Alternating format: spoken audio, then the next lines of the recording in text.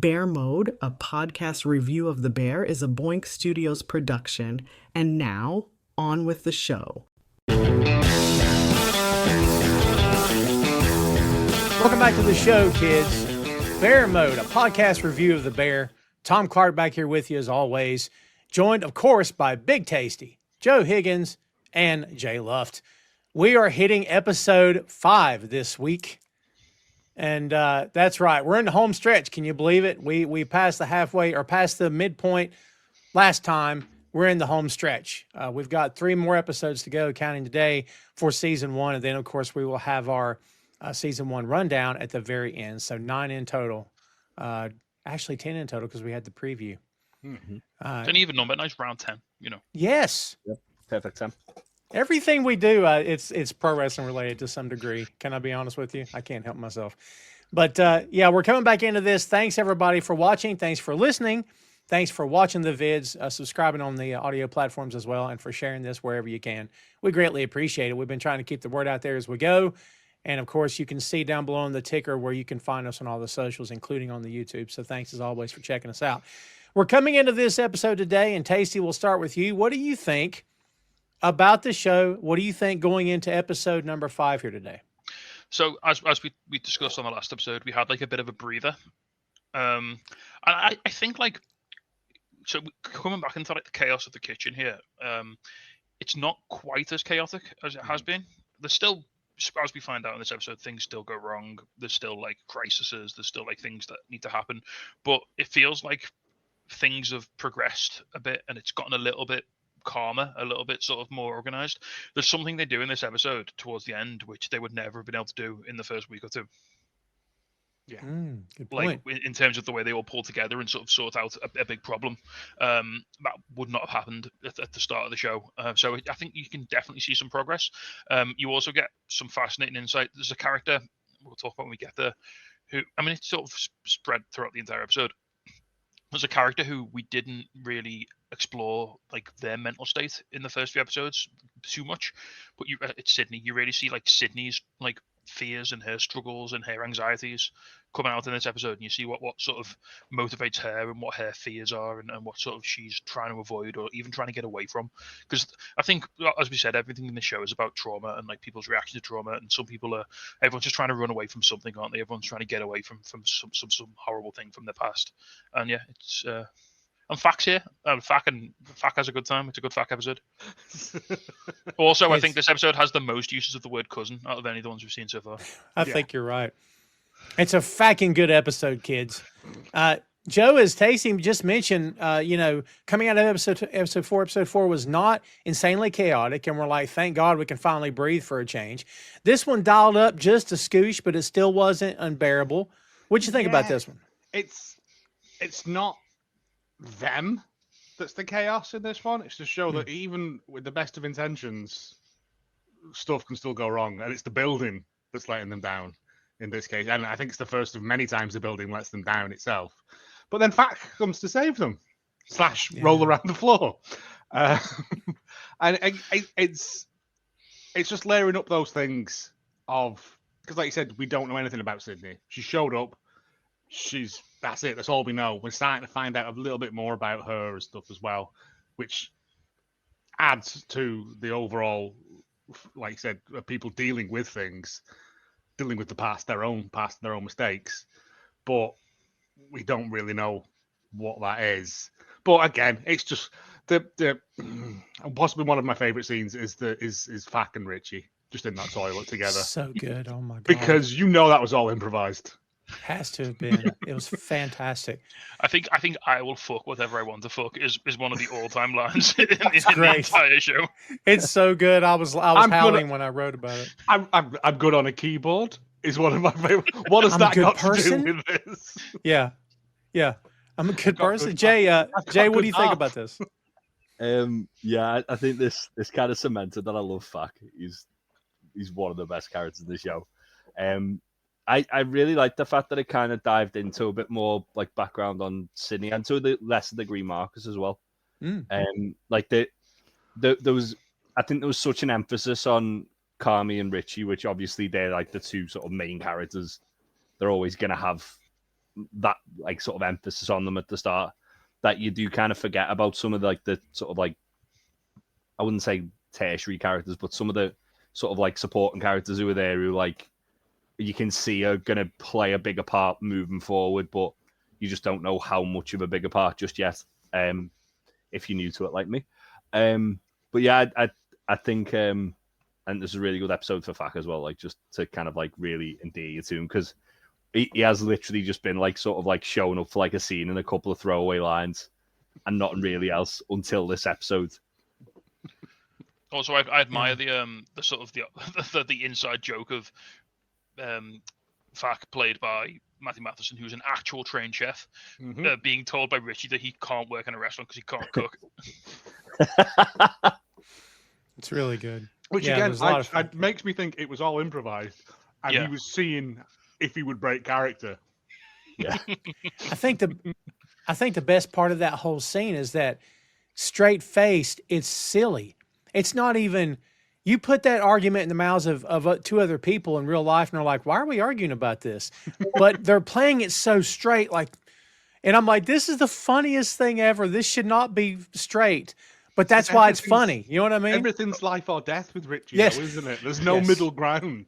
Never. But he's like, I've heard you play keyboard. You suck. Yeah. He's like, no, I've joined the jazz fusion group. Jazz fusion group. Also, you're a stroke. Yeah, you're a stroke. Again, Richie's just an arsehole, isn't he? That's his whole. I know, but he's such an arse. And you know he loves Fak to pieces, and this is just he's bored. Well, he's coming late, and he's just winding him up for something to do. There's that scene late, like quite later in the episode when it's Richie, Fak, and Carmy, and you can tell like these three guys like all grew up together just by like the way they're arguing, kind of like brothers. It's just such like an easy energy, isn't it? There's no, you can tell these guys have said like literally everything. They've called each other every name under the sun. Oh yeah, like nothing's off the table with these guys. There's no hurt feelings. There's no except mums. Yeah. Well, and we always try to be careful to not get too far ahead because we don't ruin anything for Jay or for anybody else that's following along in real time. But like I stumbled upon a clip, and I can't tell you what it was. You two guys know it, and I wanted to share it so bad because it it got to me. And I'm like, I can't put it in the chat because this ruins stuff for Jay. Mm-hmm. And I thought, well, I'll message him independently. And I'm like, what am I doing? It'll be fine. You know what I mean? Like, but it really got to me. So it's awesome. But Jade, absolutely, what you would have been like, when does this happen? Because it's so good. It's so good. Anyway, we know what you came here for, kids. We got loads of stuff to talk about here. Another great episode of the show, episode number 5. Let's do this. The name of this episode is Sheridan. There's a reason for that. We'll get to it here shortly. As we've said before, this episode, as every episode in season 1, dropped on June 23rd, 2022. This one directed by Joanna Kalo, and the story this time by Karen Joseph Adcock. 8 episodes in season 1. Again, kids, we're in the home stretch. If you missed episode 4 for whatever reason, here's to get you caught up. Carmy and Richie catered a kid's birthday party for Uncle Cicero, navigating absurd chaos, boy, I'll say, like wrestling a blow-up hot dog into a car, and then as well as mounting family tension, which is always present. Meanwhile, Marcus became entranced by donuts and was sketching everything out, sketching his pastry dream, so to speak, while in the kitchen. Tina and Sydney clashed until Sydney came through for Tina, earning her trust in the process, perhaps. At the party, Richie accidentally dropped his Xanax bottle, as we said, into Carmy's homemade ecto cooler, sending guests, including the kids and Pete, into a comically sleep-induced haze. Aww. And that's where we are coming into this one. I like, Tasty, I forget which one of you guys said this, but we finally get them into the mental well-being of another character. Sydney, as we're talking about. This time we start with her. She is dreaming about food. Well, maybe not dreaming, but having visions because she's awake. And, of course, she's a chef. What else would she be thinking about? But there's a lot of images. There's fish cooking. There's a really quick text message, which you got to pause it to see it.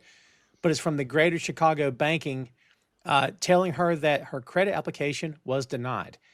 And she opens her medicine cabinet.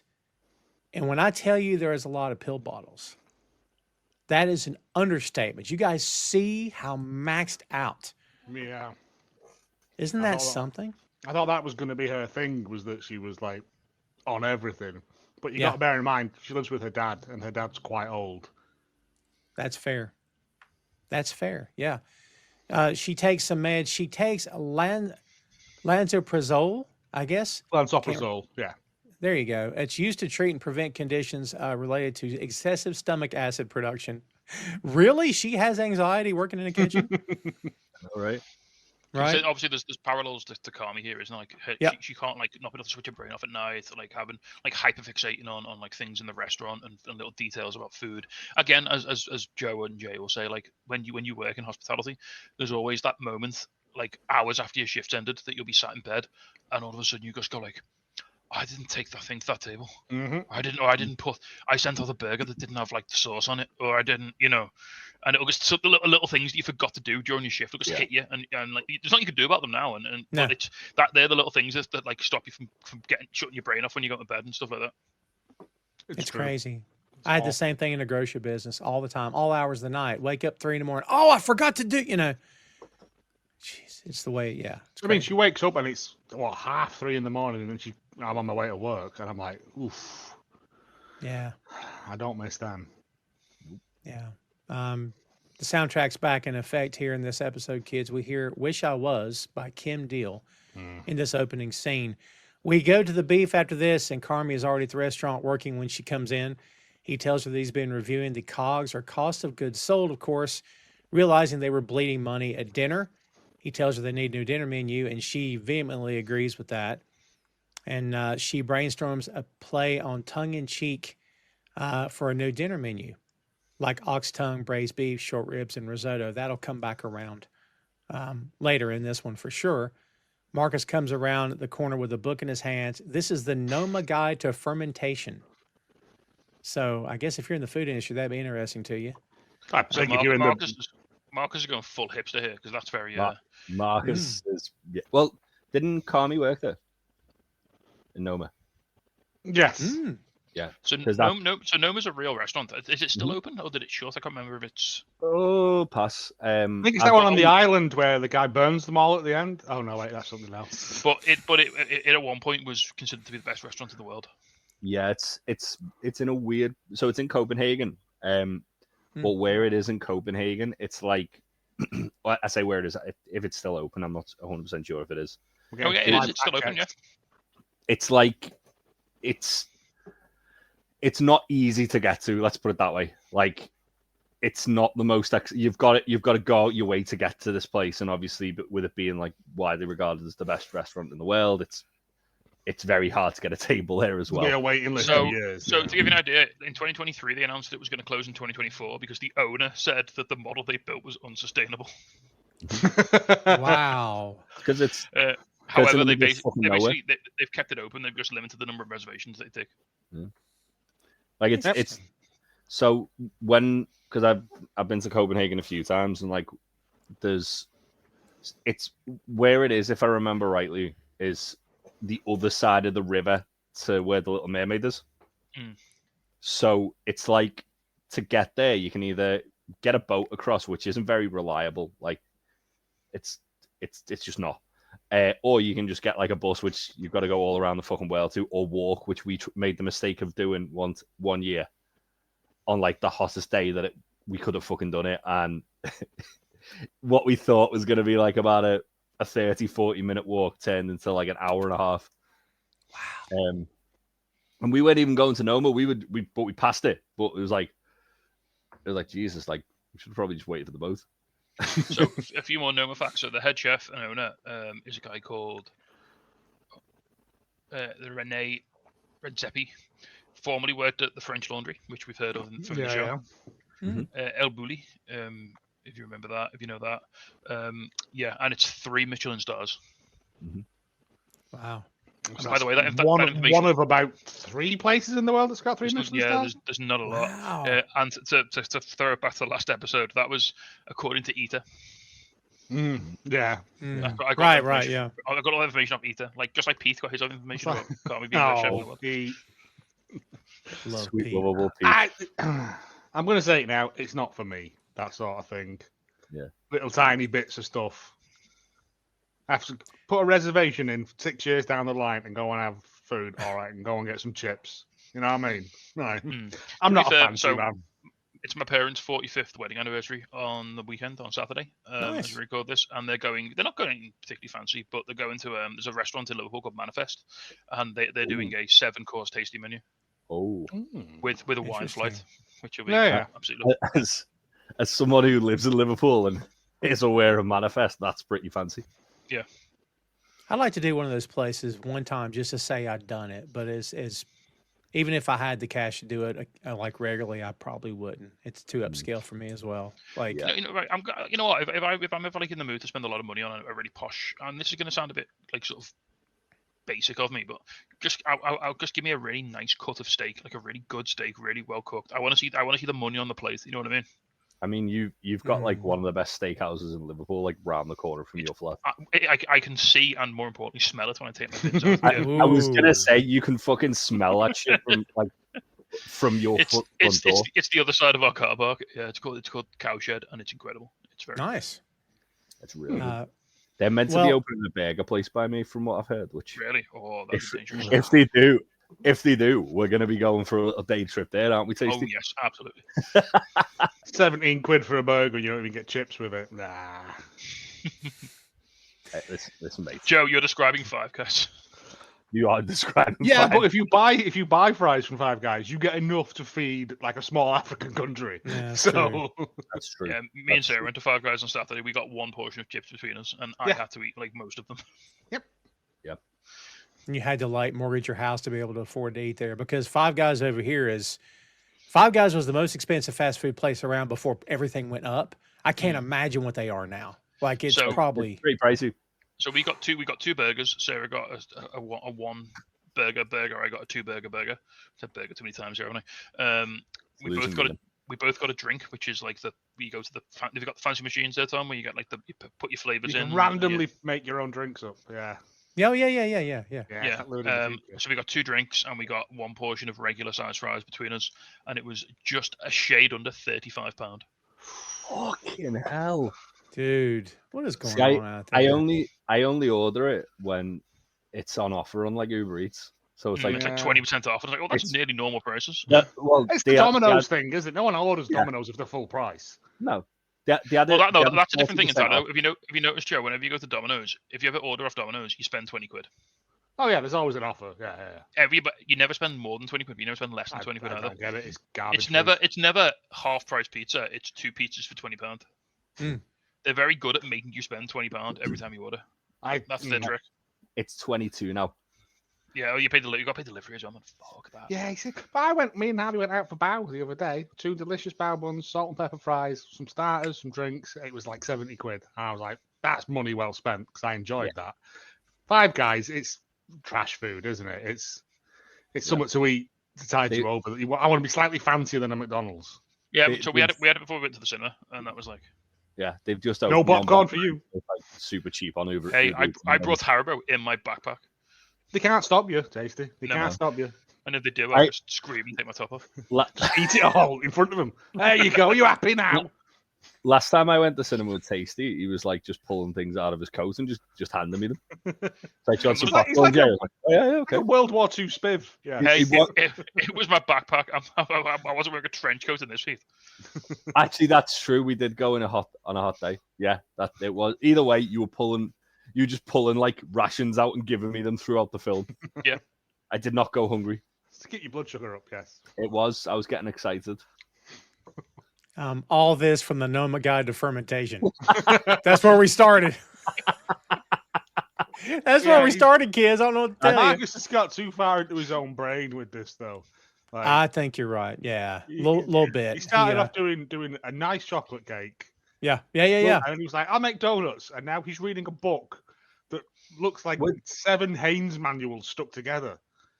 So with the way it feels like with Marcus with Carmy, though, it feels as though like it's almost like kind of like hero worship, where like obviously he wants to impress Carmy because Carmy's like this big shot chef, and Carmy's not a big shot chef to Carmy. Carmy's Carmy, but in Marcus's eyes, it's like this is a guy who's come from like the best restaurants in the world, and now he's running the place I work. I can learn so much from this guy.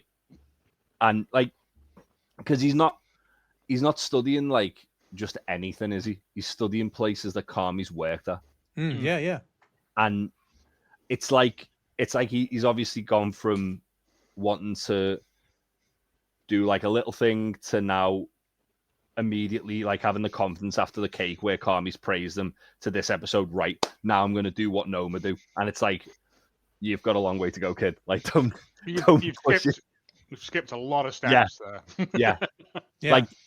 Like at the end of the day, that cake was good, but get the fundamentals of that cake down. Yeah. Affect that cake Again, it's like you say in the brewing world, like you say in the cooking world. Make that cake 10 times.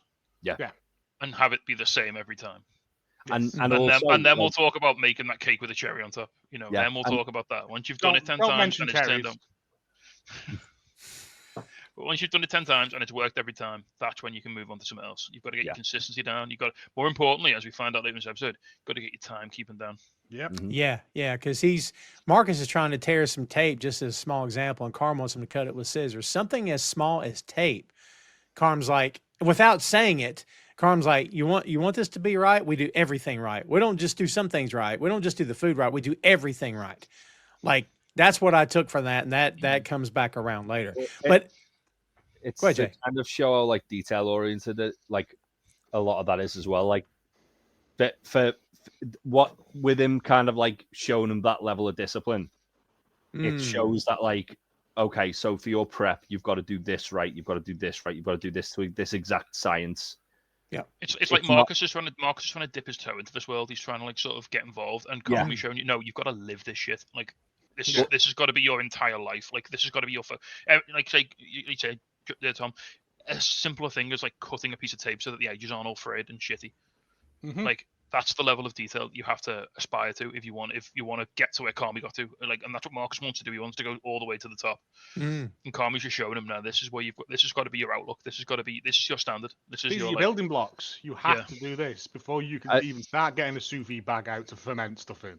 Like, yeah, I think though as well. Like through the whole episode, like it's interesting because obviously, not only does Carmy like let him make his own mistakes, like he doesn't when he's asking for certain things, he never says, "Oh, I don't think you're ready for that." He lets him figure it out for himself. But also then when he does see Marcus near the end of the episodes, and Marcus is a bit like downtrodden, and he's like, look, like he grounds him. He doesn't belittle him. He doesn't make him feel stupid. He goes, look, you've got to get that stuff right first before you can think about doing this stuff. But he lets him, like you said, he lets him take it on though. So he says to him at the start, like, I want to give this a try. And he's like, okay, because don't forget to do your prep. Don't fall behind on your jobs. Make sure you do your cakes.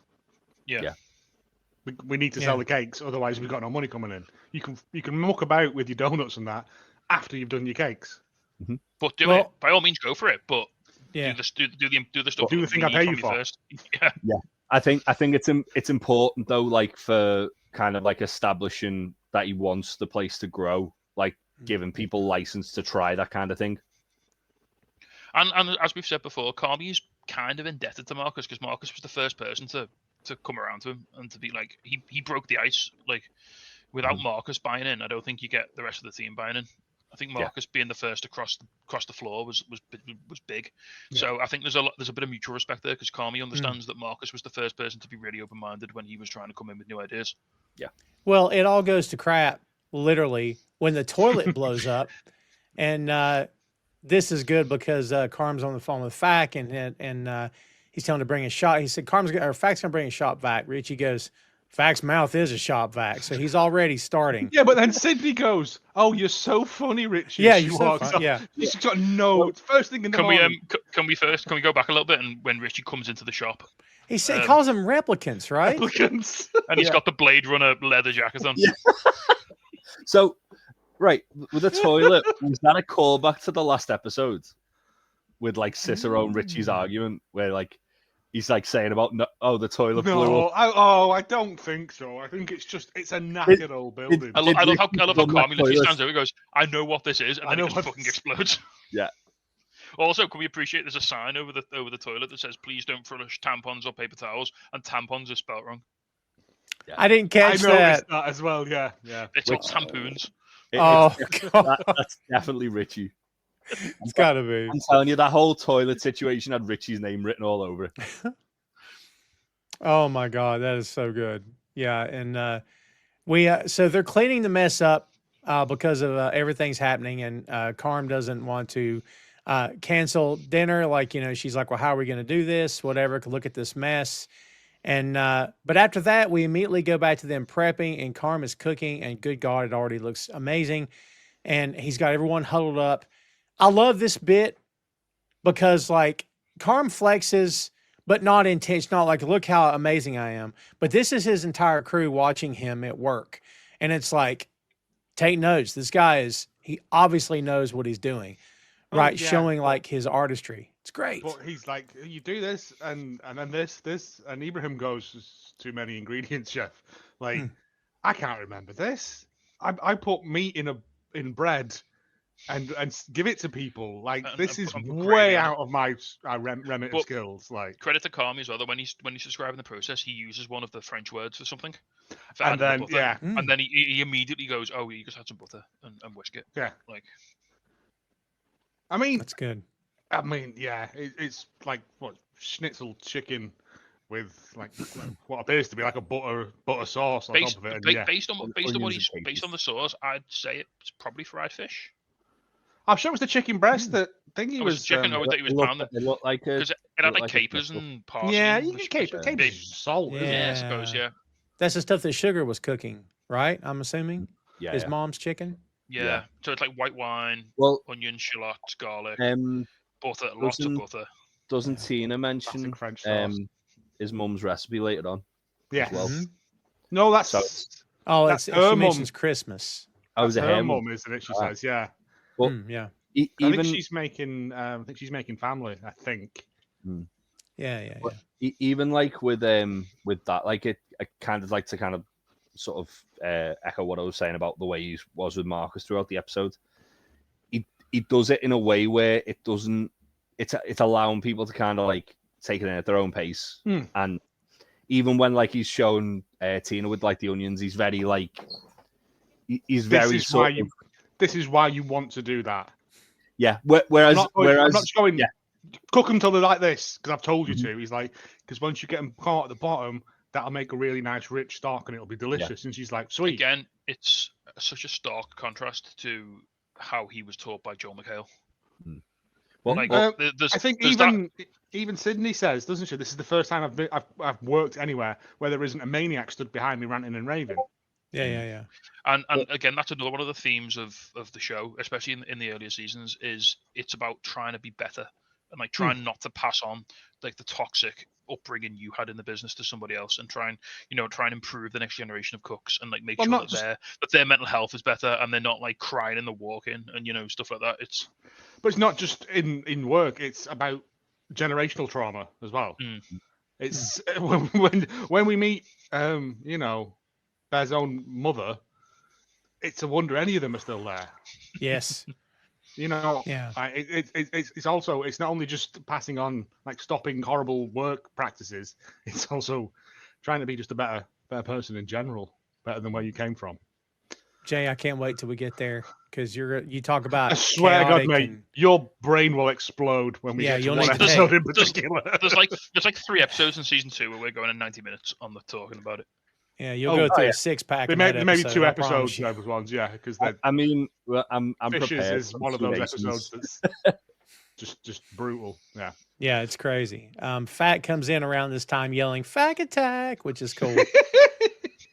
And what I love that he's working on the toilet, and he's talking about this one time he thought he saw a dragon. I'm like, I don't know, I saw a dragon. No clue what he's talking about. So, this is why I think Richie's the one who's fucked up the toilet as well, because he's the whole in the toilet with him. Yeah, he's micromanaging Fack trying to fix the toilet. Yeah, it's as if, and also like look at the first episode. We know Richie's cut corners to try and like fix things. Well, he says he's like, don't strip the thread, and I'm like, so Richie's already stripped the thread off that screw, and that's why something's broke somewhere down the line, and he's going to try and pin it on Fack now as well. Yeah, 100%. And then he's like pretend bumming him. And I'm like, who is this for? Because there's no one else in that toilet. No one's looking. It's such a ladies. ladies, well, thanks for watching. Do y'all do that? Because guys do it all the time. Like, because I mean, it's with my wife and it's fun, but like, it's crazy. yeah, it's just stop trying to fuck me. Yeah. Stop trying to fuck. I'm not trying. He to mentions. Fuck you. I'm not trying to fuck you. It's a human resources issue. I am human resources. I am human resources. God, that's a terrifying prospect, isn't it? Fact no goes, kidding. really? Like, Fact believes it because bless him.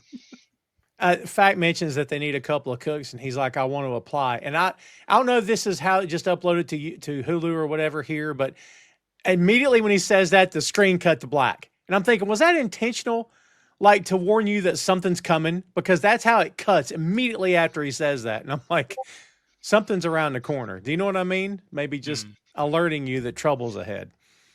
So Chester is back, kids. He is Marcus's roommate. He's reading the book out loud in the kitchen, and once again, he's just kind of there. We did meet him last episode, just doing the same thing.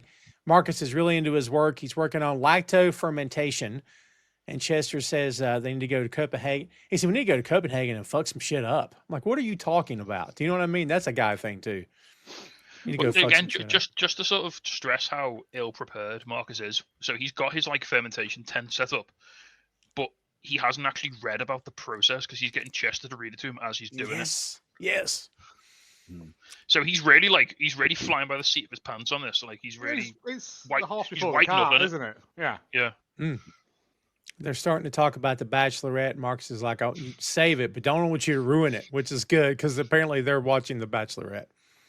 And Carm warns him. He comes around the corner. He warns him. He says, "Don't get lost. Basically, don't get lost in what you're doing." Right? Remember, without saying that, he's kind of warning him.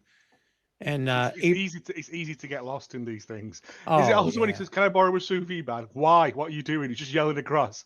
Yes. Thank you, Chef Carmine. Thank you, Chester. It's proper Waltons. It's brilliant. It is. So they're trying to do lacto fermentation, which is I think fermentation without oxygen. It's like an anaerobic fermentation. Oh. And so they need to like seal. And he's like, Carmen's like, "Do you know how to use a sous vide bag?" He's like, "Do you know how to seal it?" He's like, "No." Yeah. Okay. Yeah. Just put it in that machine. Just kind of learning as you go. Ibrahim says, Marcus is the mini Minoso of Illinois fermentation. Angel asks who that is, and they all answer Mr. White Sox. Minnie is the first black player for the White Sox, and Sweeps knows all the stats. I like Sweeps a lot. I feel like we don't get enough of Sweeps in these episodes. We get his backstory in the later season, and you understand why he knows all these facts. It's true. Which is pretty cool. I like Sweeps. Sweeps is a cool guy. He has a lovely little journey. He does. Yeah. Tina asked Carm to check her onions. Can I be honest with you? Those onions already look good to me. I'm like, I love a bit more color on them. I love caramelized onions. I think they're trying to make proper like French style caramelized onions, aren't they? Like proper like sticky. Oh, yeah. Well, even then though, like when he's showing her, he's like you get in there, like see the way those ones are. I want all of them like that, and she's like, okay, cool, yeah. Yeah, he does it in a really sort of easy to understand way. He breaks it down for her, and he then says like, then deglaze with the stock 4 minutes, and then deglaze with the stock. Like so, put it in for another 4 minutes, and then stock. That's the other thing as well. It kind of showed like earlier in the episode that shown Tina's like fully coming around now. Where when he does the like shows everyone how to like make the sauce, he gives her the first taste, and she's like, "Yep, oh my god, that's amazing." Yeah. So she again, it's like getting like the people who are gonna be the most influential to everybody else on board first to try and then get everyone in line, sort of thing. Well, Tina's the biggest personality in that kitchen. She's the loudest. Yeah. She's like the most sort of vocal, the most stubborn. So obviously he knows that she. Yeah, but I mean in the kitchen, like the people who are cooking, and if he obviously he's keyed in, and like if I get her, I've got everyone. Like that's it. She's becoming the God, I'm blanking on his name. She's becoming the Roy Kent of this kitchen, I think. Right? Not Roy Kent. Well, the Jeff has gone from being sarcastic maybe to being a term of endearment now as well. Yeah. Sam Abesenia. Yeah, I'll give you Sam. Yeah. She's like Sam. And this is cool because Carm asks, he didn't have to say, he already knows. He says, when did Mikey make that for you? Not did he, but when did he make that for you? And she says, Christmas. And and she asks, Carmen says, talking about her mom at his mom's, and he says, she full psycho? Tina says, she wasn't calm, but the food was great. Oh my God, Jay, just wait. Holy God, when we get there. I was gonna say that was like a big old red flag for me. I was like, oh God, this is where this is where all these children got it from. Basically, Tina's been to Carmy's mum's for Christmas, which is that's a thing. Because I don't think Carmy's been to his mum's for Christmas for quite some time. Yeah, but then maybe it's just like because obviously the restaurant has they all seem very tight knit, like the people who've been there for a long time. So maybe that's like why that's happened. And the next bit is the one we referenced earlier that we kind of wanted to start the show with because it's so freaking great. Fack is talking to Richie, and Richie is trying to work with him. And I thought, well, this is starting off well because at least Richie seems like he's trying to help him. And Fack says he has hearth. He goes, what? What do you mean hearth? He goes, I mean heart. I'm nervous. Like Fack is so innocent. So this is like an ad hoc job interview, basically, that Richie's giving him here. Yes, yes. But also, like this is the funny thing about it as well is that like if Fack spoke to Carmy about it, who's the person who's going to have the final say on this anyway. Richie has no authority to hire or fire Richie anyone. has zero authority on this. Nothing. Like Richie got annoyed that Carmy hired Sydney, and then it was like, well, like you're not in charge. It's my restaurant. Yeah. Like, so I can hire whichever sous chef I want because I'm in charge. So if Fack spoke to Carmy, the way Carmy's been with people who just want to learn, and Fack wants to learn. Oh, good call. Probably give him that up. Like he'd probably say, "All right, well, let's trial you. Let's you get on veg prep, innit? Like, or get him as a pot wash, and then move him up to like veg prep, and then move him up to that. That's how a lot of stuff. That's how I started. Yeah. You start pot wash, you then move on to prep, then you move on to soup. That's just obviously not like that, but no. Over a period of time. Like I remember I worked with a guy who was like literally he was hired as like a pot wash. He did like 30 hours a week just cleaning plates. One day someone called in sick and he just got through in the deep end and was like, we need you to do this, this, and this, and he just did it. And then they end up training him up to like, I think he ended up becoming like head chef somewhere. But like, you learn a lot of it by osmosis anyway, by just being in a room when people are yelling at each other. Yeah, but like literally, it was just like the opportunity to do it. So I think if Carmy's like, would you want Fack in your kitchen? Like, I don't know. He kind of looks like Matty Matheson, and he's like a really good chef. So yeah, I know. But it's odd that they look so similar.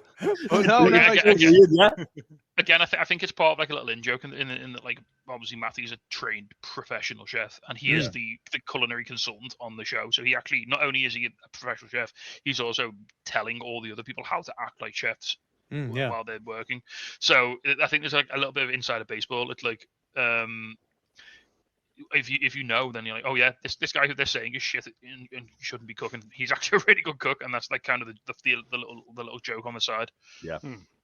And then we don't see how this escalates, but it ends with the next time you see them, they're literally charging. We kind of do.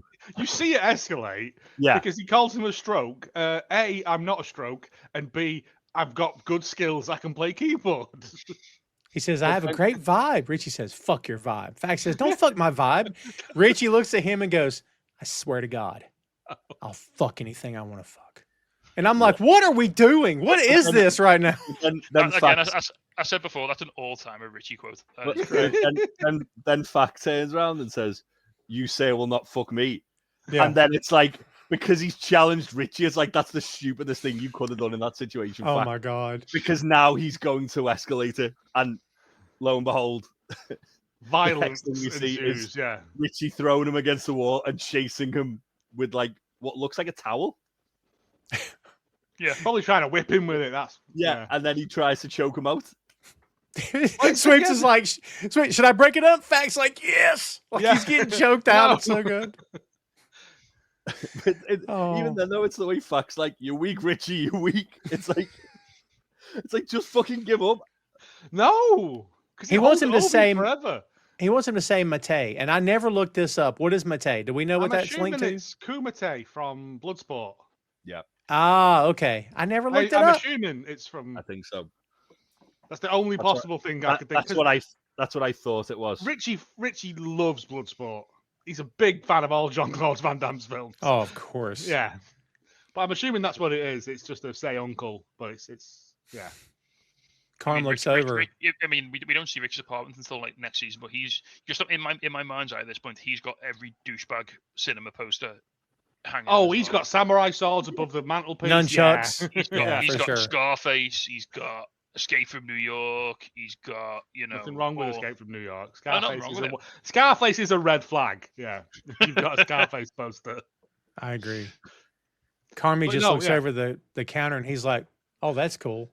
Oh yeah, that's all he does. On top of everything else that's gone wrong there, the toilet's exploded, and now you're rolling around in the toilet water. Then he just fills up two cups of water and just throws it on them. That's it. And that's enough to stop it. What are you doing, Cat? Like, it's like fuck, you were getting choked out, mate.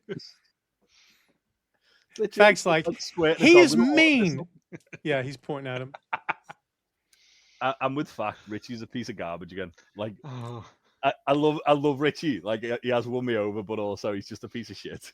I know, but and then as an act of retaliation, fact drops the bomb. Yeah. So, Jay, did you know something like this was coming? Because when we saw, I had a feeling with like they planted the seeds where obviously Richie is like very sketchy. Like he's sketchy. Like you see him talking to that guy, and there's that phone call, isn't there? There's the phone call of the really dodgy guy, and then the way Cicero and him are kind of together at the party. There's enough sort of smoke that there's probably a little bit of fire with Richie, and I didn't know the extent of what it was going to be. I thought it was going to be more like he was. I thought it was more like he was like beating people up or something like that. I didn't think it was going to be, oh yeah, he's stealing drugs in the alleyway. Yeah. Richie says, "Are you happy you told Mom?" And Fact says, "Mom knows now." Like real straight face. It's so good. Oh my God. Calls him a narc. Right? Richie's such a fucking child in this situation, though. Like, that's literally something that could get them to lose their license in the restaurant. Yes. Send him to prison. Like, and that too, obviously. But it's just the way he's like, oh yeah, well, this is like funding the restaurant. It's like, no, it isn't. I mean, as it turns out, it was. But yeah, because Richie admits to it, didn't think it's a big deal. I love how it's just not a big deal, and he alludes to the idea that it was Mikey's idea without saying it. Yeah. I love how he's like, it's only when I'm holding. Yeah. Yeah, it's only when I've got it. Right. Why? How much coke are you buying to offload it to other people? Yes. He's definitely got big coke dealer energy as Richie. I mean, I'd be terrified buying gear off him in an alleyway. Like, he's just 2 seconds away from pulling a switchblade on you, isn't he? Like, at any point. Yeah. Derek and all coke dealers I've ever dealt with are maniacs. I think Richie's more like I think Richie's got more of a vibe. He's more of a pill guy. I think he's more the guy you buy your off or something like that. You know. Yeah. He does say, "How do you think we made it through COVID?" Yeah, that's it. And I'm like, and he also says, whose idea do you think it was to start doing this? That's it. Yeah. Which the bad thing is, Carm can't disprove that. No. Not that Richie's lying, but like if he is, you can't go ask Mikey about it. No, that's the problem. And as all this is happening, kids, Marcus is working, and it's clear he's going way too fast on the mixer. The mixer thing, that going too fast is not a big deal. But like, he looks up, doesn't he, from reading his fermenting book? Yes. And he's like, "Oh Christ, we open in like 20 minutes, and I've got nothing done." And then he does like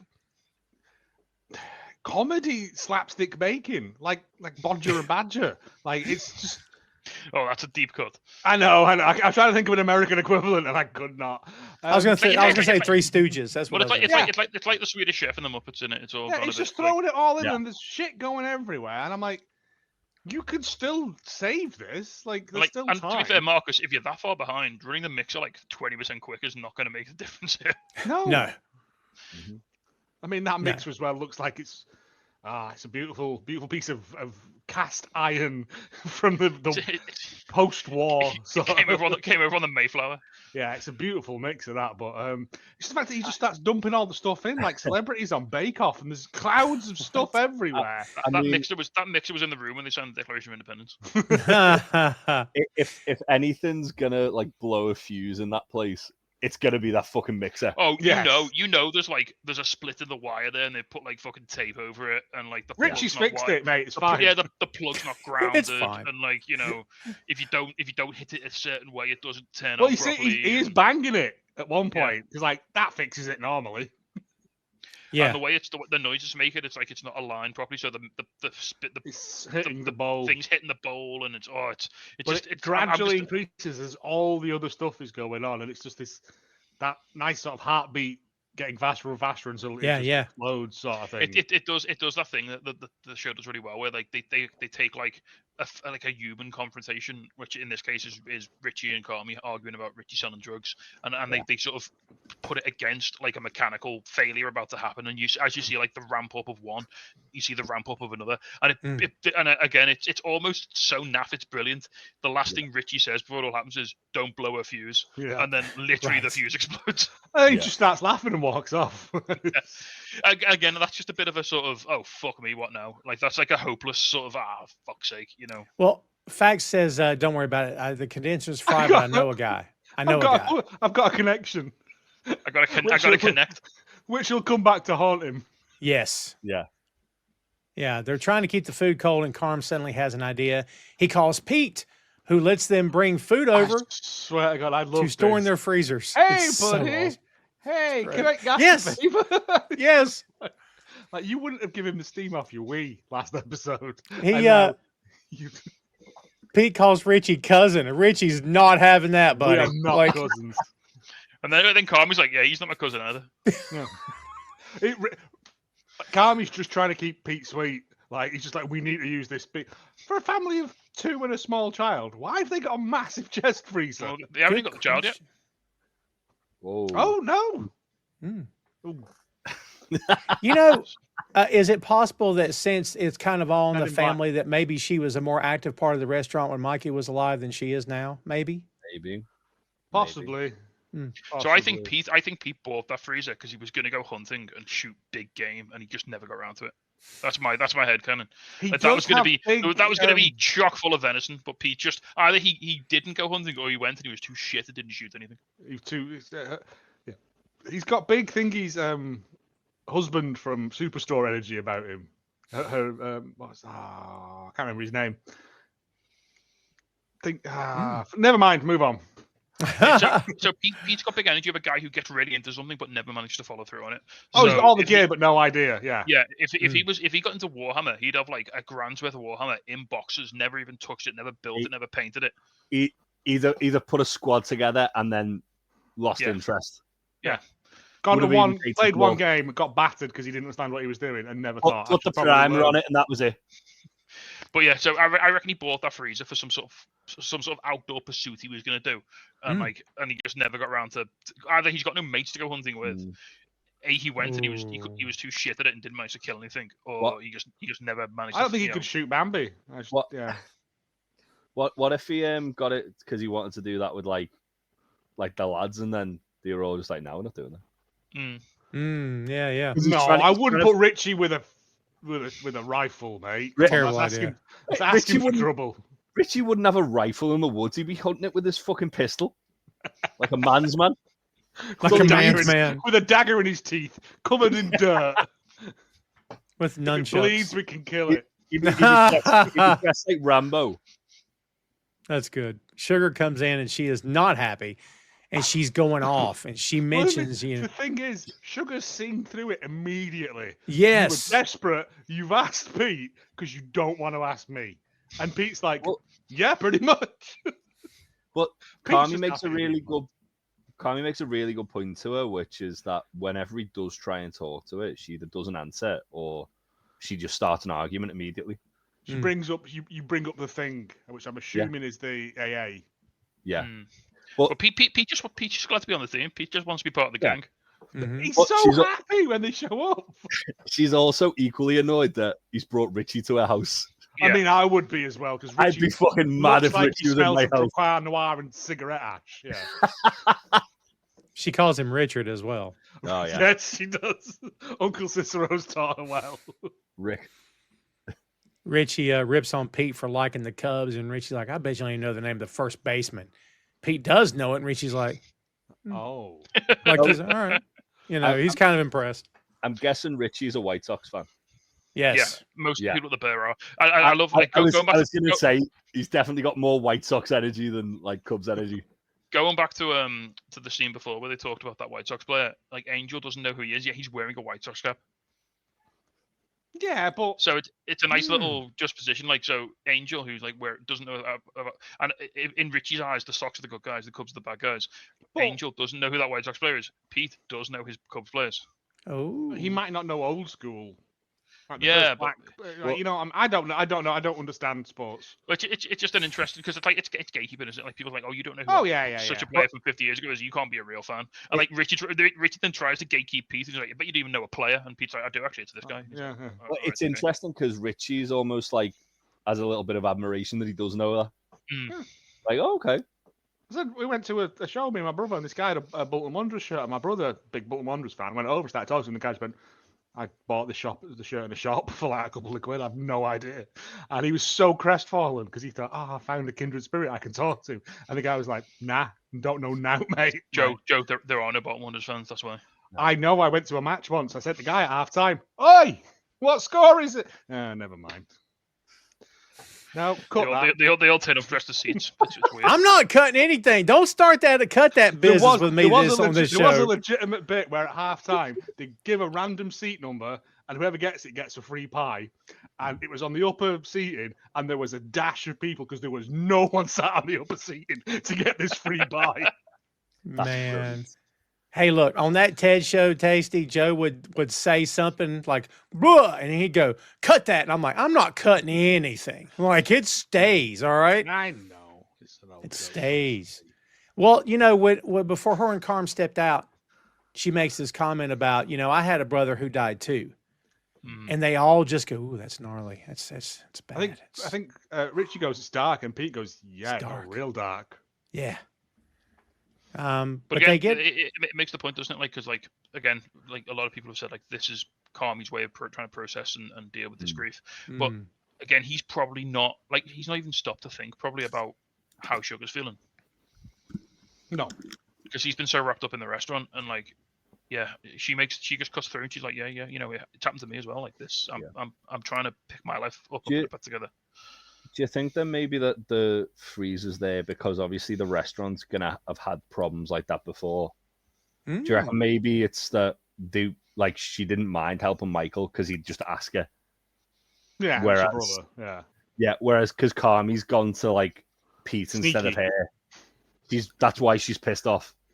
Well, it's because there was a was it last episode when Pete was like, you owe her a call, and he's like, yeah, I owe her about 50.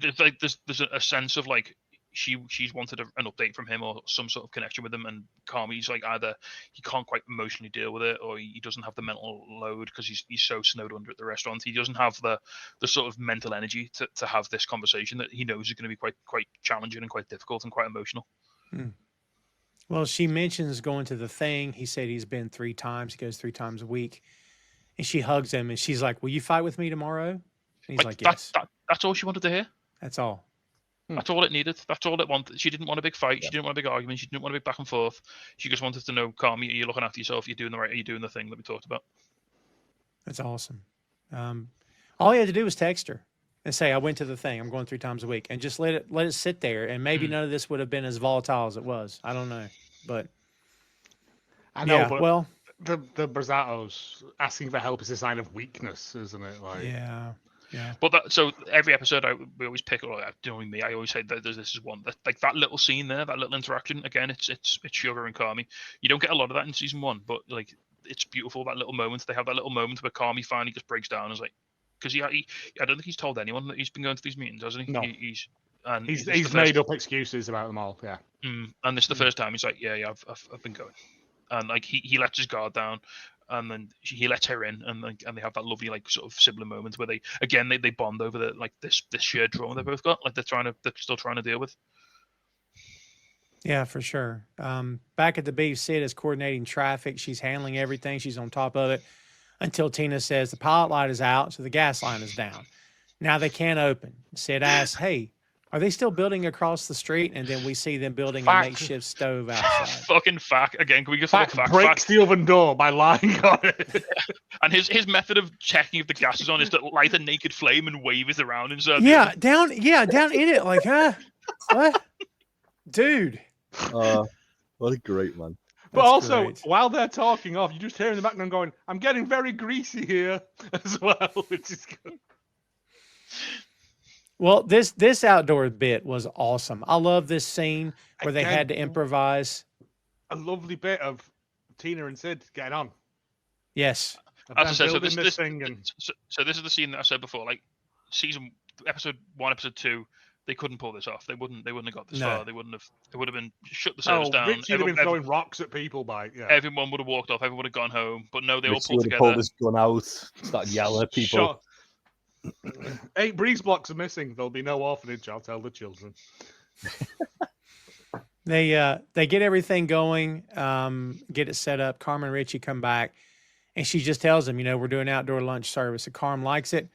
The sandwiches look great, of course, kids, as they always do, and they're very busy. Cash only, but it's all working. Carm goes back by the dumpster to have a smoke, and Marcus is feeling bad about blowing a fuse. Carm says it's okay, but you have to stay ahead with your work. And this is that we mentioned fast food earlier. Marcus mentions McDonald's, where his first job was, where it's all robots and it's automatic. And he says, "I won't make a mistake again." Carm says, "Yeah, you will, but not because you're you, but because shit happens." It's a great line. I love that line. Then he tells him about the firefighter. After I won the award, yep, Food and Wine's Best New Chef, I started a chip pan fire. I nearly burnt the building down. But it's the bit, what was it?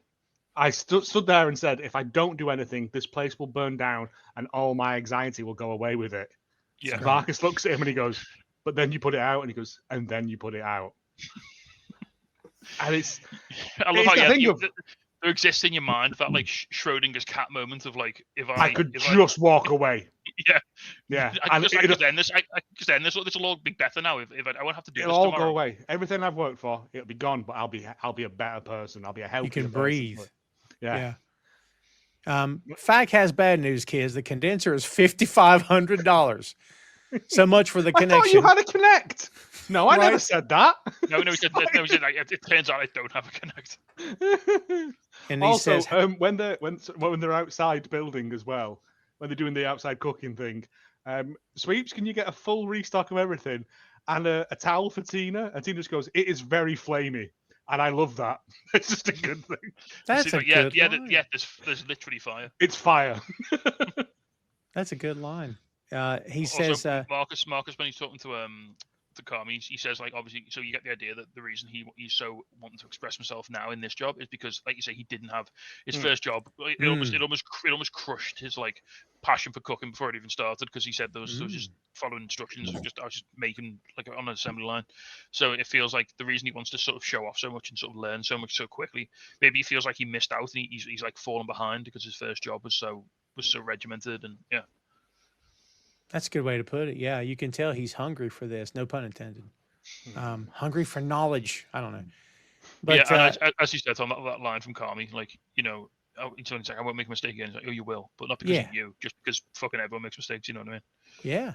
He's like, you're not going to do it on purpose. You're not going to do it because you're a bad person or a bad chef. You're going to do it because law of averages. You do 1,000 things a day. You're going to fuck one of them up. Yep. I think as well, though, Carmy like makes himself like really relatable in that situation. Again, like it kind of goes back to the point I was making before about with Marcus. It's almost like there's a little bit of hero worship with Carmy. Like in that instance, Carmy making himself relatable. Making himself human, making himself like, making himself. He's like, I fucked up like real bad. Like on the day I won the thing I really wanted, I made a big mistake. Like, and it's in that, I think like in moments like that, it shows like a really good sign of leadership for him, where Marcus isn't gonna hold himself to that higher standard that he can't make mistakes. but he's also going to hold himself to a high enough standard that I'm going to make sure I'm doing the basics, and I'm going to make sure I'm doing the fundamentals, and I'm going to make sure that I'm doing everything that's required of me. But then when I do have the opportunity to do more stuff to learn, I can do. And Carmy handles it, like you say, Carmy handles it pretty perfectly. I don't think Carmy always does the right thing, especially later in this as the seasons go on. But in this instance, like, he knew exactly how to pick Marcus up there. Yeah, he doesn't want to crush Marcus' spirit, but also you've got to do your job before you can. You got to eat your vegetables before you can have your pudding. He just looks at Fack and he says, how are we going to get that kind of money right now? And Fack's just, and you can tell what he's thinking. So they go to Richie, and I love Richie has this Godfather moment of, it's interesting you come to me now, right? Shit, he's such a dirtbag. I was like, why has he got a beer? It's a root beer. But I was like, why has he got a bottle of beer from? Where's that come from? It's like his Thanos moment. Isn't it? Like you could not deal with your own failure, and where did that lead you? Back to me. That's a great pull. I'm here for that. Freaking Richie putting on the glove and snapping. Yeah, Except when he snaps, his load of cocaine appears, apparently. $5.5 grand's worth. Yeah. Oh, that's wonderful. And he said, I'm going to have to think about it. And Carm says, look, it's just one more time, then it's over. And then we need it. Richie looks at Fack and he's like, you know what you need to do. And Fack's just sitting there and he's like, Fack says we need it. And Richie's like, what do you mean we? Like, you won't let him have that. And like, let's face it, even though Fack's like just like kind of like the handyman right now, like he's still part of the team. He's still part of the restaurant. He's just not. We get ice cream because we're family. Yeah. Yeah. He says, say Mate. And Fack's like, but you didn't win. Like, again, straight faced. Like, I can't say that because you didn't win, basically, In fact, Carm's like, say it. In fact, it's like, Carm. Like, he's shocked that Carm's turned on him. You know what I mean? You got to do what you got to do. Wait until we get to Haunt. Oh, yeah. No, as soon as, at this point, because, like, again, it's pure pragmatism from Carmy now. At this point, Carmy doesn't need the thing fixed. He needs the money for the new condenser. So, Fack's out, Richie's in. Because Fack can't get him that money. Richie can. And Fack said he had to connect, and he didn't. Yeah. Well, Fack never said that. Right, yeah. Well, there you go, yeah. Fax finally says it like 3 times, and Richie agrees to do it. And Carmy makes sure he understands it's just this one time. But as soon as Richie walks off, the power is back on. So we've avoided any, unseemingly bad criminal enterprises behind the beef. So Carm tells Sid that she was great, and she's prepping the prawns. So that was the vision she had earlier. As they were outside with the stove. Now I assume they're prawns. They look way too big to be regular shrimp, but I could be wrong. They're like king prawns, yeah. Yeah. She said it reminded her of catering, and Carm wanted to know about it. This is the bit where she talks about what happened. She said it got too big too fast. It wasn't liquid enough for brick and mortar. She was running it out of her garage. Her credit got destroyed. It was all wrecked. And she said she thought she wanted to She said she thought she wanted to complete psychopath, as you guys mentioned before, behind her yelling and screaming, but look where it got her. Do you think that Carm could have took that as a dig, maybe? Because I don't know. It wasn't meant toward him. Do you know what I mean? But it's like, look where it got me. Do you know what I mean? No, I think it's just. No, I think that means like the shitty situation she was in before she got here. Yeah, because like I think as well, like obviously it's to kind of go back to the thing with Marcus where he's like making himself feel relatable. Obviously, he's inherited something that he didn't really, not necessarily that he didn't really want, but like he's kind of been burdened with something, and she's making that relatable that she's burdened with like this from a previous venture. I said as she leaves for work in the morning, there's a filing cabinet next to her that's just got Sheridan Street written on, which was the name of the catering company / takeaway service. I don't know what it was that she was doing out of a garage, but it's obviously involved a lot of legal paperwork. Well, I guess she was just like prepping stuff in the garage, maybe, and like storing stuff, and like caterings where you you rock up with like all your stuff ready to go, and you just like serve it all, don't you? Again, though, it's like kind of it's kind of like she's like sort of the next stage of where Marcus is going. Like he took too much on this episode too soon. She'd taken too much on too soon, and now she's kind of like in that sort of like reparation stage, and Carmy's took far too much fucking stuff on, and he doesn't realize it. He's just trying to like stop everything from going on fire around him. Yeah. I thought it was cool. We see Marcus cutting the tape with a knife this time, so he paid attention, and he's labeling containers. Sid is catching the train back home. She goes in, and when she's in bed, she's once again dreaming of food. Yes, I'm starving. She wakes up and is taking notes. She writes beef short rib, but underneath of it writes cold braise.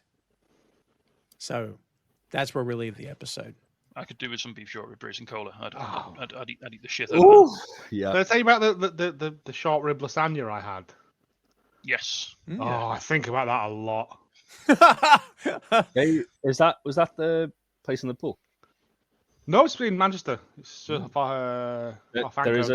There is a place in Liverpool that does it as well, Tasty. If you want to go, nice. If you want to go get some short rib lasagna. Honestly, one of the most delicious things I've ever eaten.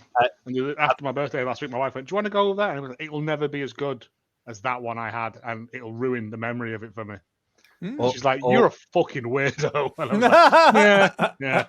Guilty. Also, when we go to Forbidden Door, Tasty, we should absolutely go to that All you you eat can eat lasagna. place. Yes, Oh, yeah. do it. And weigh yourselves going in and coming out. And if there's not 100 kilos of lasagna inside you, I'd be ashamed. It's £20 for as much lasagna as you can eat in 2 hours. Fair. They don't know me at all. I think that I'd embarrass Garfield at that challenge. Mate, I've eaten a family-sized lasagna on my own and gone, I'm hungry. Right. Got any bread? Any I bread could around do here? another one of them. Yeah, You know- a Bentos pie. It's funny because it's a weird thing to bring up at the very end, but like a lot of this show is connected to food. Of course, it's connected to food, but like, you ever dwell sometimes on how certain things like music will automatically click me back to a past relationship or to a job or to a tragic moment in my life, but food can do that as well. Do you know what I mean? Like, it can anchor you to certain points in your life. That's crazy, man. Anything that provides a powerful emotional response, whether it be smell, taste, food, like it, yeah. It's the weird thing that the human brain is. They use it a lot for. I'm not going to go into this, but yeah, it's used a lot for elderly people. Yeah, especially music. Yeah. Best burger I ever had was in Chicago. We went from lasagna to burger, but like, and I've had Angus before. I've had Kobe before, but like, I can't even explain to you what happened, but like, it was like eating soft butter in a bun. And I'm like, is this beef? I'm looking at it going, I'm not even chewing this. Like, and I know my meats, right? Best burger I've ever had in my life ever was 3 years ago or 4, whatever it was now. And I'm like, how am I this age? And it's the most incredible burger I've ever put in I've never forgot it either. Isn't that wild? And like to people that live there, they're like, it's a burger. Who cares? But to me, I'm like, this is phenomenal. I don't think I've had the best burger of my life yet. Really? You might have. That's the upsetting thing. Oh, my best burger till now. Yeah, I've definitely had a contender. We used to do at work when I used to actually go into the building. We used to do Big Shirt Burger Club once a week. We'd all put big shirts on, like slightly too big, like shirts, and go to a random burger place and have burgers. And some of them are nice, some of them are horrible. I'm looking at you, the one that gave me black pudding on a burger, and it was absolutely, it was like a doorstop of black pudding. And but yeah, no, there's places out there. Yeah. Go. Why? I don't know why we're talking about burgers. Lasagna. Let's talk about that. Before we wrap up, can I just say as well, on a different show, on a different sort of show, there'd be a whole episode where Richie tries to sell these drugs to get this money in. Oh yeah, well, I'm looking at true, you. Episode of it's Stranger Things just, with Seven's sister. But it's in this. It's just something he's going to handle. He just goes, "Oh yeah, I'll do it. Don't worry." Yeah, I don't need to see it. Well, the thing is, which is really clever, is that Carmy says, "Do it as far away from here as possible." Yeah, I don't want it anywhere near the restaurants because I don't want it coming back to this. I think he also says, "I knew there was something going on because you and Nico," and Richie says, "Nico is something else entirely." And I was like, "What's Nico then?" Yeah, what's Nico doing? Yeah, Richie is such a suspicious character. He's like, "Oh yeah, he's selling weapons out the back of the shop as well." He's selling them samurai swords, mate, nunchucks and all sorts. Oh, he's proper selling ninja swords, isn't he? Yeah. Richie's that guy that when you ask him how he got something done, he just goes, "I'll take care of it." Yeah, and then it's fine. Don't he worry about it. immediately changes the subject. You know what I mean? You don't Don't need to worry know. You know, that's fine. Don't worry about it. Thank you. Richie's selling those, those police batons that like flexible metal. Oh, the extendable batons. Yes. Yeah, he's selling them, and He's got a job lot of them. Smoke damage. He's got to connect. As we did with the Ted Lasso show, we just write our own show along with what we're watching. We do it all the time. You do? Do it all the time. Well, kids, there you have it. Episode 5 is officially in the books now. And yeah, buddy, we've got 5, 6, 7. I miscounted at the beginning. Did everybody catch that? We actually had 4 left. Now we got 3 left. Hey, my math was off, but it's okay.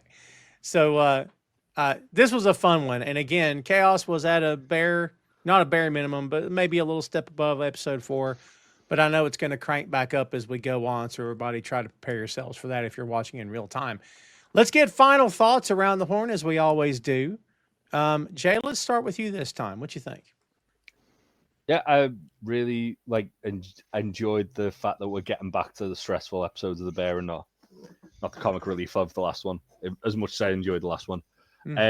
I did really like the fact that it did flesh out Sydney and Marcus a little bit more. They're 2 characters I've, from the get-go, I've been really interested in, and obviously this is the first real in-depth look you get at the 2 of them.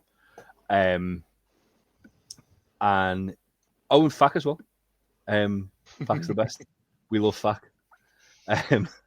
Yeah, it was a really good episode. I think it built off where we come from so far really well, and as I say, it really developed some of the characters who you can see are going to be important moving forward. It did a really good job of starting to build, put the building blocks in place for them as well. For sure. What do you think, Joe? Yeah, it's one of them. It's after the lightheartedness of the last episode. We're back on it, but again, it's easing you in. It's dipping your toes in the water. I mean, because if you'd have gone full hell for leather normal episode 1 of this, it would have been far too jarring. But again, it shows that what Carmy's doing is working in terms of the kitchen, but the building itself is also cursed. And also Fack. And also Fack. Again, just I genuinely believe those scenes were improvised, because it's the I've got hearth. What do you mean? Ha! And I'd reckon he fluffed it and just keep going. I'd love to see the outtakes of that. I think that is it. I'd love to see if there's a blooper reel of just that scene. We're supposed to have a very deep conversation, my dinner with Andre there, but nah, I just ended up with them trying to bum each other in the toilet. Just ended up with Richie trying to fuck Fack. Yeah. Oh my! What do you think, Tacey? Yeah, I mean, what more needs to be said? As I say, it's a sort of, we're on the back 9 now, as in golf terms. We're heading back towards the clubhouse, and there's nothing good waiting for us there. There's no cold Arnold Palmer being set down on the outside table for us. It's just stress and screaming. Sorry, that's a minor spoiler. If you haven't seen that coming, I don't know what show you're watching. I was fully expecting that. Yeah, like I said, it sort of just still letting you breathe a little bit, but it's sort of pushing the feelers out of it. Here comes the Richie Fack debacle is a sort of amuse bouche of things to come, of the chaos that's about to be unleashed upon the rest of the restaurant. I think it's warning you that trouble's afoot. You can hear the alarms are beginning to blare in the distance. You can barely hear them, but it's coming. Everything almost goes too well. It's just they have a crisis and they resolve it pretty quickly, and there's no lasting repercussions. All right, Richie's maybe doing hard time. We get nicked by the feds selling I mean, like you say, I'm not a drug person, but I don't know how much cocaine £5,500 worth is street. I'm guessing it's a fair amount. It's probably at least a bag of flour in it. I'd say, based on my limited knowledge of it, half a kilo.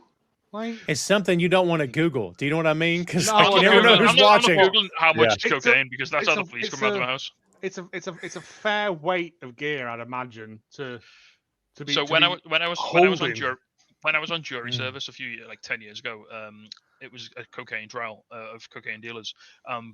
We had a police officer come in and explain to us like the sort of terminology and how you buy it. This guy was doing, I think he was doing like a gram for 50 or like 2 for 70. He was a shit drug dealer. His prices were all over the place, basically. That's very donut van at a festival pricing structure. That yeah. So he was doing, like, say he was doing a gram for 50 quid. So right, if you need 5.5, so say 50 quid. So let's assume the old exchange rate. So 50 quid is about $70. So that's 5.5 grand divided by $70. Sorry, I'm just live math. This is great radio. So that is okay. That's only 78 grams of cocaine. Well, that's all. Sorry. On the video, What is that that's again? you Is should he have numbers going around Tasty's head. Yeah, is he selling that Beautiful street, or is he mind. selling that to people? No, he'd be selling. He's He's selling.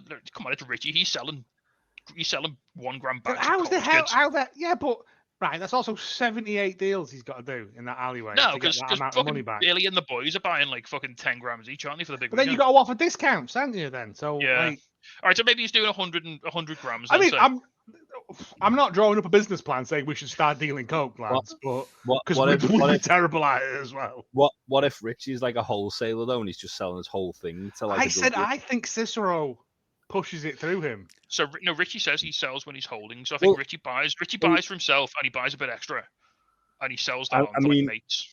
Richie's definitely a cokehead. Like 100%. Yeah, he's got that. He's volatile and he loves cocaine. He's meeting up with the boys before the big baseball game, and like everyone's chucking a gram or two on. You know, he's probably selling like 20 grams to his mates at the baseball game because they're all up. He's the fella who turns up with the. He's the one that supplies. Richie only gets invited to his mates' parties because he's got the drugs. Because he's 100%. That's what he's known for. He's not getting invited for his personality, is he? No one likes him. He just sells them all the gear. That's the only reason they let him in the building. I still think Cicero has something to do with it as well. Yeah, because I mean, where's Richie getting it from? Not Nico.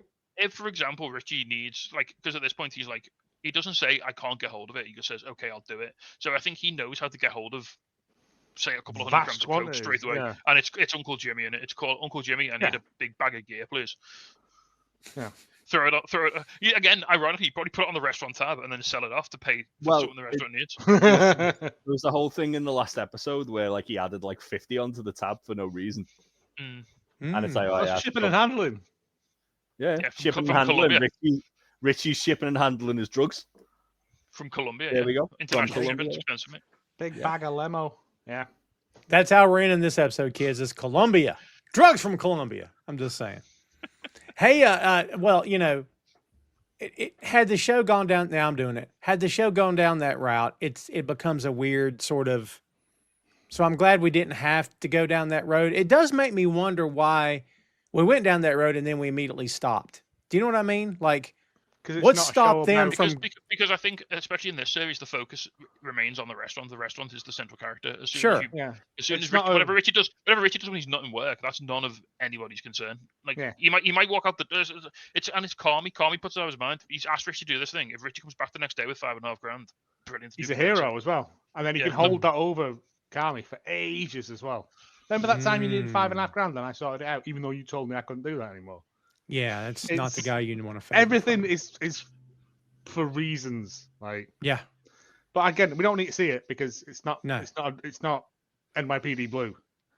You know what I mean? It's a cooking show. Richie's definitely not a guy you want doing a favor for you because, like you said, he'd never let you forget it. You'll be a prick about that forever. For sure. Yeah. Which is why kids, there you have it. Which is why Fact didn't want to say Matei, like. Because he's never going to hear the end of that now. And Richie's going to tell that to everyone Fact knows as well. God, yeah. Just one simple... I made you say it. Like, what are we talking about? Yeah. Men that never grew up. Little boys who never grew up. That's what we're really... Yeah. Again, ladies, I'd love to know if y'all do this to each other. Because, I mean, I'd be interested to know. Female listeners, if you've ever pretended to bomb your friend while fixing a toilet, please do write in and tell us. Have you ever wrestled them until you've made them like call you uncle, tap out, say a word? Yeah, like I think it's just men because we're tiny pea-brained knuckle-dragging idiots, basically. And everything is always so like gay related because it's a thing. You know what I mean? Like, look, you know, it's Beavis and Butthead humor, which I love Beavis and Butthead. Fact's right? not like, what are you gay or anything to it? He's just like, stop trying to fuck me. Yes, like, yes. There's no homophobia or anything with it. He's just right. Like, I was. Fact's just like, I'm trying to fix this toilet. So you broke, the restaurant. Richie. Like, you've probably broke because Cicero said you can't plumb for shit. Rick. Rick. Yeah, it's true. Well, we cleaned it back up, kids. We're good now. We didn't end on drugs. We ended on two guys humping each other in the bathroom or pretending to. We cleaned it up. I don't know what you want from me. Exactly like my stag do. It's the source material. It's the source material. I didn't write this. All right, kids, there you have it. Episode 5 in the books. We've got 3 more to wrap up season 1, and then we hit you with the rundown. And then we just keep trucking. There's the highway. That's us. And we just keep trucking, and we go on to season 2 and beyond. So thanks, everybody, for tuning in and going on the ride with us. We very much appreciate your time. And thanks for sharing the show and subscribing. Remember to please keep doing those things and share this wherever you can. If you got friends or family that enjoy the bear, turn them on to this, and hopefully they'll like us and everything. And hopefully we'll give them some fun episodes to listen to and or watch. And again, we would appreciate that very much. But like we said before, kids, stay tuned. Episode 6 is coming your way very soon. So for Big Tasty, for Joe Higgins, and for Jay Left, I'm Tom, and we'll see you next time, kids.